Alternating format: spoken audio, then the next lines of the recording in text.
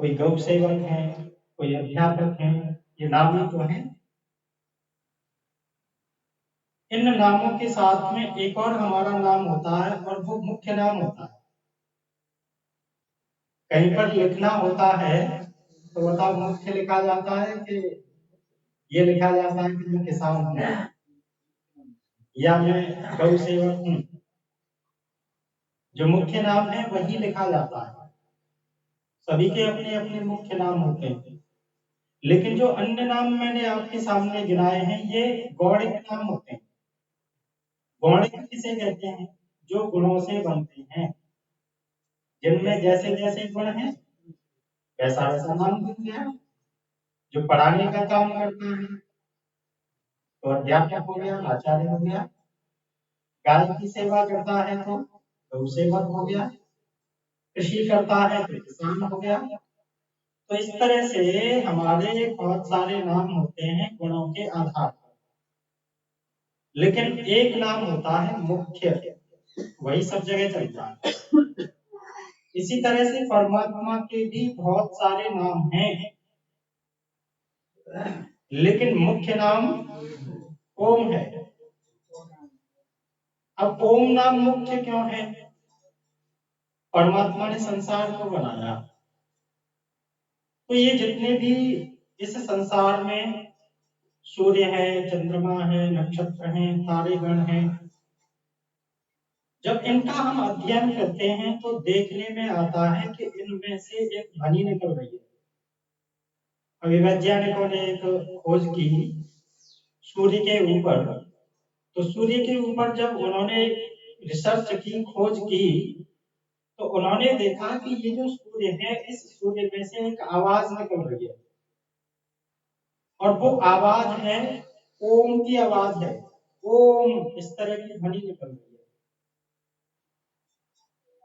और जब हम अपनी आंखें बंद कर लेते हैं, कान बंद कर लेते हैं, ऐसे उंगली लगा करके,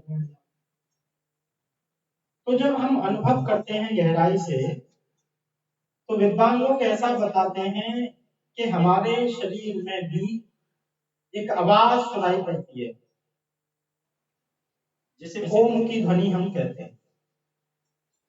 तो क्या मतलब है कि परमात्मा का मुख्य नाम ओम है और सर्वत्र व्यापक हो रहा है। कैसे व्यापक हो रहा है? वर्णमाला पढ़ते हैं हम, अ आ ए ई ओ ऊ क ख ग घ पढ़े जाते हैं, लेकिन जब ये वर्ण बोले जाते हैं तो इन वर्णों में एक अक्षर एक अक्षर सभी के साथ बोला जाता है। और वो कौन सा अक्षर होता है? तो कहते हैं अ बोला जाता है। क बोल रहे हैं तो इसमें भी अब बोल ही रहा है, आपको निकाल देंगे तो कब बोला ही नहीं जा सकता। ख ग घ ग ञ, इस तरह से सभी के साथ में अ बोला ही जा रहा है। इसी तरह से इस संसार को भी सर्वत्र हम देखते हैं तो वहां पर ओम दिखाई देता है। ओम सर्वत्र व्यापक हो रहा है। तो इसीलिए परमात्मा का मुख्य नाम ओम है। तो उस ओम परमात्मा की हमें निरंतर उपासना करनी चाहिए। ओम सर्वरक्षक है। जब हम मंत्र पाठ करते हैं तो प्रत्येक मंत्र के साथ में ओम बोला ही जाता है। तो ओम को हमें कभी छोड़ना नहीं है। इसीलिए आचमन भी किया तो ओम अमृतो, अमृत क्या है? अमृत, अमृत है अ माने नहीं, मृत माने मरने वाला। जो अ माने नहीं, नहीं मृत माने मरने वाला, जो कभी मरने वाला नहीं है वही तो अमृत है। बताओ जो कभी मरता हो वो अमृत हो सकता है क्या? जिसकी कभी मृत्यु नहीं होती है वही अमृत है। बताओ परमात्मा की होती है क्या? कभी नहीं होती। न जन्म होता है न मृत्यु होती है। हमारी होती है क्या? तो कहेंगे होती है। लेकिन गहराई से विचार करेंगे तो हमारी नहीं होती, हमारे शरीर की होती है। हम कौन हैं? तो हम आत्मा हैं। हम आत्मा हैं। इस आत्मा को साधन रूप में परमात्मा ने शरीर दिया है। शरीर क्या है? रथ है। आत्मानं रथनं विद्धि शरीर रथमेव च। इस शरीर रूपी रथ में आत्मा बैठा हुआ है। आत्मा शरीर को चलाने का कार्य करता है। बिना आत्मा के शरीर चलेगा नहीं। चलेगा क्या? कोई व्यक्ति, कोई आत्मा शरीर छोड़ करके चला जाता है तो शरीर में सभी अंग प्रत्यंग हैं, लेकिन कोई शरीर का अंग काम नहीं करता। आत्मा होता है तो सब काम करते हैं, और आत्मा चला गया तो कोई काम नहीं करता। तो इससे क्या पता चलता है कि आत्मा ही इस शरीर को चलाने का काम करता है, और हम आत्मा हैं। हमारी कभी मृत्यु नहीं होती, परमात्मा की भी कभी मृत्यु नहीं होती।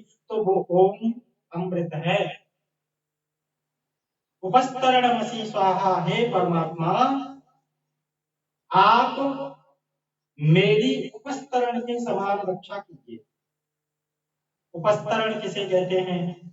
उपस्तरण माने होता है बिछौना। बिछौना बढ़िया है तो रक्षा हो रही है कि नहीं? इस बिछौने के ऊपर बैठे हैं, नीचे से रक्षा हो रही है। ठंड लग रही है कि नहीं? लग तो नहीं है, लेकिन बिछौना है इसीलिए कम लग रही है, और बिछौना नहीं हो तो ठंड लगेगी। तो ये जो बिछौना है ये हमारी रक्षा करता है। ये जो जमीन है ये बिछौना है कि नहीं? रक्षा करती है। जमीन नहीं हो तो रक्षा हो पाएगी हमारी? नहीं हो पाएगी। तो हे परमात्मा, आप हमें पात्र बनाइए। आप हमें अपनी गोदी में बिठा। जो पात्र होगा उसी को तो गोदी में बिठाया जाता है। पात्र है तो कोई बिठाता ही नहीं है।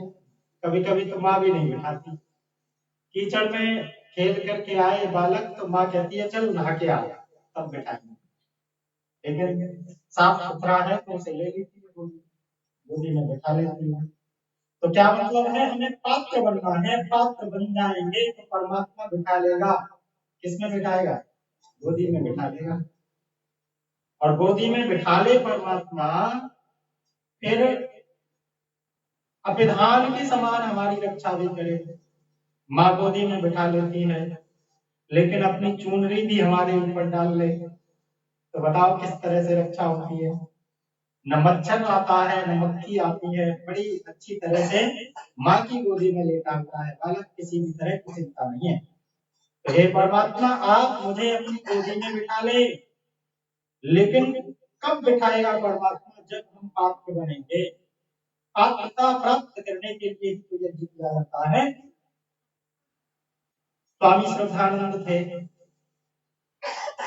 इनका नाम मुंशीराम था। पहले बरेली में गए स्वामी दयानंद सरस्वती प्रवचन करने के लिए, प्रवचन चल रहे थे। तो इनके पिताजी कोतवाल थे, इन्होंने व्यवस्था की थी प्रवचन की। तो पिताजी ने प्रवचन सुना तो विचार किया मेरा जो बेटा मुंशीराम है बहुत बिगड़ा हुआ है, दुर्व्यसनी है। एक बार दयानंद के प्रवचन सुन लेगा तो इसका जीवन बदल जाएगा। चलो बेटे को लेकर के आता। गए बेटे के पास, कहने लगे बेटे एक सन्यासी आए हैं और बड़ा अच्छा उद्बोधन देते हैं, तुम उनका उद्बोधन जाकर के सुनो।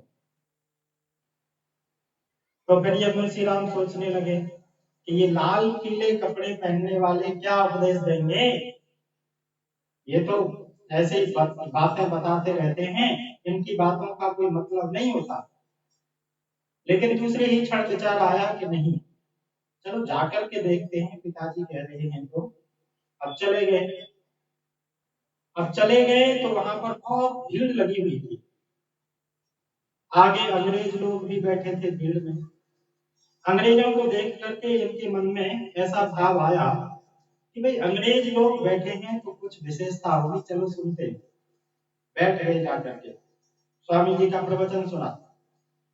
और स्वामी जी का प्रवचन सुना, सभी लोग चले गए, लेकिन ये स्वामी जी के पास में बैठे रहे।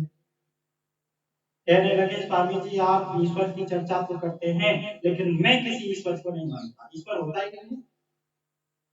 तो दयानंद सरस्वती कहते हैं कि नहीं नहीं भाई ईश्वर होता है, ईश्वर के ईश्वर के प्रति हमारा विश्वास होना चाहिए। तो फिर मुंशीराम कहते हैं कि नहीं ईश्वर नहीं होता।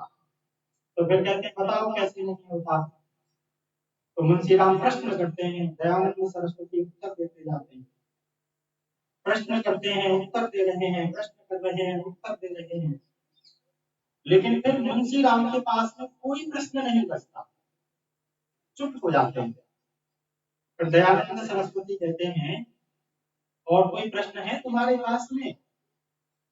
तो मुंशीराम कहते हैं अब मेरे पास में कोई प्रश्न तो नहीं रहा, लेकिन परमात्मा के प्रति विश्वास जगा नहीं। तो फिर ऋषि दयानंद सरस्वती कहते हैं कि जब परमात्मा की कृपा होगी तब तुम्हारे अंदर ईश्वर के प्रति विश्वास पैदा होगा। क्या मतलब है इसका? मतलब यही है कि जब हम अच्छे रास्ते पर निरंतर चला करते हैं तभी परमात्मा की कृपा मिलती है। कृपा अब कहेंगे कि भाई समझ नहीं पाए इस बात को। तो एक पिता के दो पुत्र हैं, एक बेटा ऐसा है कि बात को मानता है, पिताजी की सेवा करता है, बड़ा सदाचारी है, संयमी है, लेकिन जो दूसरा बेटा है वो एक भी बात को नहीं मानता, उल्टे रास्ते पर चलता है। तो बताओ पिता के दोनों बेटे हैं लेकिन कृपा किसके ऊपर होगी? जो बात मानता है, सेवा करता है, उसी के ऊपर कृपा होगी। पिताजी का हृदय उसी के ऊपर रहेगा कि भाई ये बेटा बहुत अच्छा है, इसको तो मैं सब कुछ दे दूं, इसके लिए तो ये कर दूं वो कर दूं। लेकिन जो दुर्ग शनि है उसके लिए इतना भाग नहीं हुआ करता, बस समाप्त कर रहे हैं, बैठिए आप। तो मैं निवेदन कर रहा था कि हमें पात्र बनने का कार्य करना चाहिए। जब पात्रता हमारे अंदर आ जाती है तो परमात्मा बैठ रहा है, आपको अभी जाइए मत। तो हमें पात्र बनने का कार्य करना है।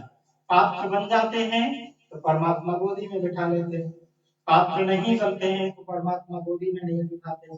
इसीलिए हमें ओम अमृतोपस्तरणमसि स्वाहा, परमात्मा आप अपनी गोदी में बिठा लो, हमारे आधार बन जाओ।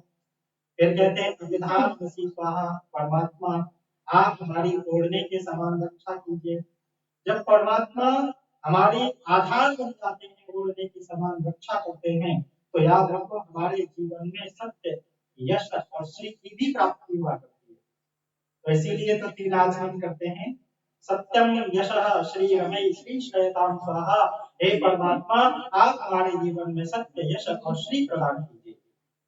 तो आप सभी यहाँ पर यज्ञ में सम्मिलित हुए हैं, तो हम पात्र बनने की तरफ जा रहे हैं, और यज्ञ में सम्मिलित नहीं होंगे तो बुराइयों में जाएंगे कि नहीं।